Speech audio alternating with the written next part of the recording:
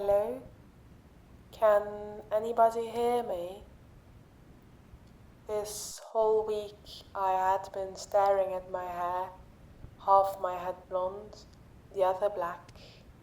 Ash did something to make it that way and something else to make it stay that way. Sunflower had offered painting it, but the paint washed right out. Esther told me to cut it all off, and I told him I'd rather have the other half go black as well. After some failed attempts, we pretty much gave up. Well, they gave up. My mind still wandered towards the note I'd woken up with. A time and place. I had looked up the place, but it led to some random cafe. No billionaire business owner was going to meet at a cafe called the Shaggy Cat. Yet I was desperate for answers. Desperate enough to take my chances. So, 2 days later, at 7 p.m. exactly, I found myself walking towards the Shabby Cat. I really wanted to describe what it looked like on the inside, but sadly, I only saw the outside on my way there. Lots of pastel pink and white. Halfway on the street, I got hit in the head and it all became black.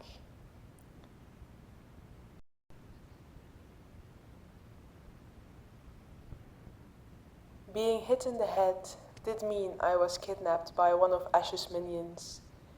I felt that when I woke up. 3 times already on the exact same spot. The bump kept growing.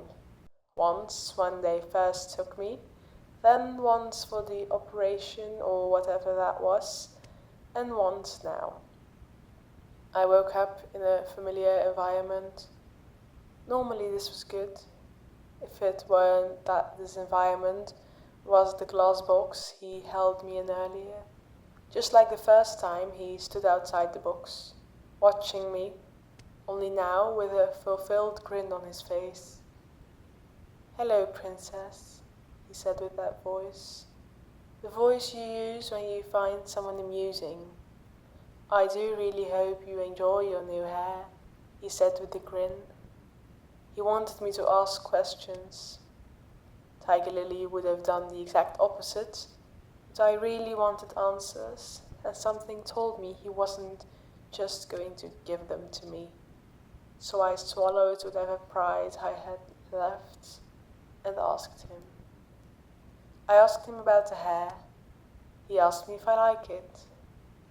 It was the same kind he had. He mutated mine from his. I was literally connected to him. This way the system could always identify me. This explained why I couldn't paint it.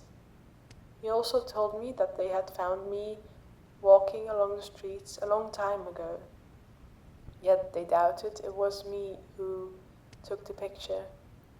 He said it because I have a pretty face, a pretty innocent-looking face. And now that I was his, he would put that to great use. He didn't clarify to what use, nor did he tell me how exactly I was his. Yet I had a bad feeling about this. A flicker of amusement appeared in his eyes, a flicker that made the hairs in my neck stand up straight. He was going to put me out again. I protected my head and turned around. The end of a gun hit my arm. I had told him I was not going through this again. My headache was already bad. It didn't need to become worse. I would walk out and not scream.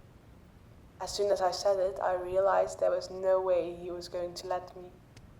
And yet, for some reason, he accepted it. The man behind me would follow. He also told me if I tried to run, I had wished he put me out. The threat didn't sound like a threat. It sounded like a promise, and I was not stupid enough to figure out what he meant with that. The man behind me opened the cage and let me out. The tensing of his muscles made it clear he expected me to start running. I didn't. I calmly stepped out and walked away, went to the lift, figured out I wasn't some basement level, went to the exit and realized I was in the economic center of the city. I found myself just outside his company.